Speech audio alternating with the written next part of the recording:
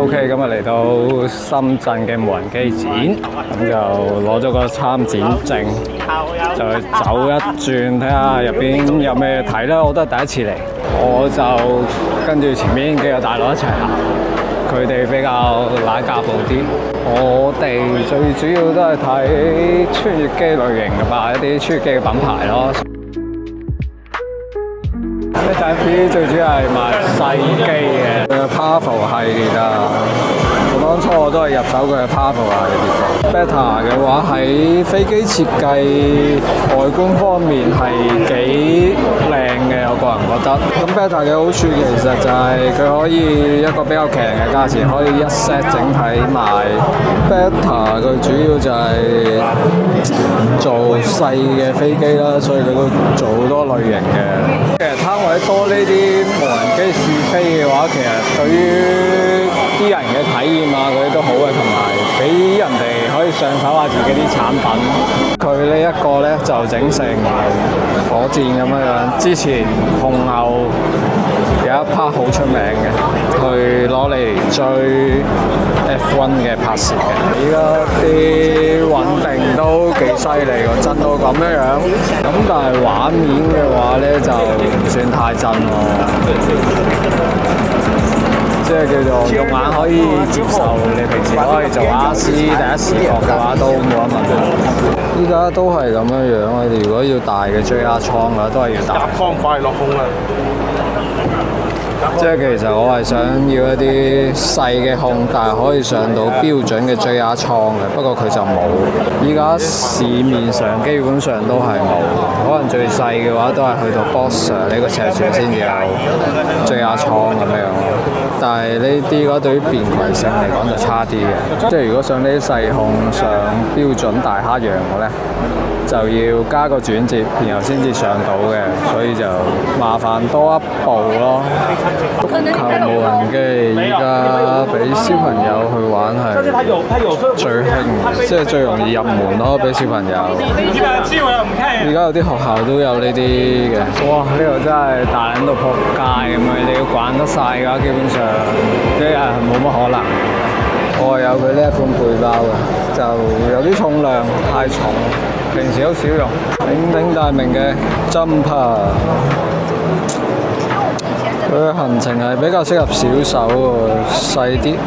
定係佢支竿嘅問題咧？應該佢支竿短啲，所以佢比較適合小手。咁分享一下今次無人機，睇到好多品牌，其實佢啲無人機其實都係大同小異嘅，感覺係好似 OEM 咁樣貼牌咁樣。即係如果你話有冇啲特色呢？有啲特色嘅就只不過都係喺啲花臣裏邊做啲特色咯。即係譬如喺個機架上邊做啲水鑽印啊，或者噴漆啊之類嘅一啲工藝。咁但係有冇一啲實質性比較好新穎嘅技術啊、功能啊？我感覺係冇嘅。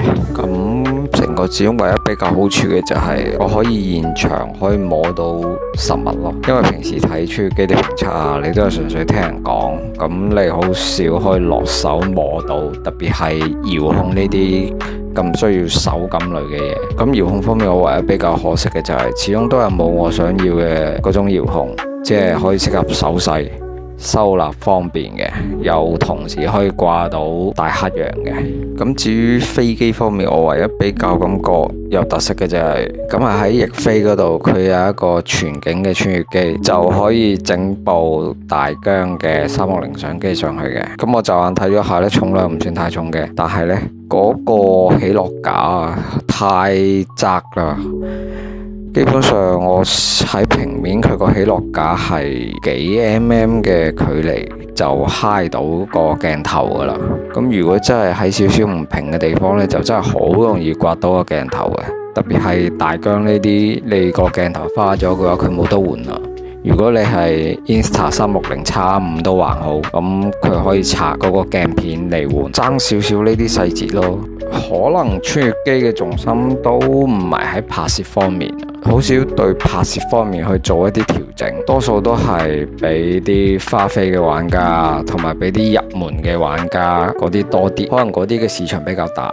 咁我都期待，希望都再有下一次可以去睇一睇個展。即係如果有機會嘅話，可以同品牌方去傾下偈，交流下。因為我呢啲 I 人呢，就冇點同品牌方打交道嘅，基本上都係自己玩嘅啫。超越機最多就喺個群度同啲飛友去玩下，我就從來冇同品牌方點樣打交道嘅。所以我平時嗰啲意見呢，都係比較小眾啲嘅，就係針對拍攝方面比較多咯。咁依家逛完個無人機展呢，最主要都係睇 FPV 嗰啲品牌嗰啲展區嘅啫。所以其他啲好工業上使用嘅就嗰啲我都唔識，係一次幾好嘅體驗咯。咁你話值唔值得嚟睇呢？如果你對無人機感興趣嘅話，都值得嚟睇嘅，因為有好多關於無人機嘅資訊。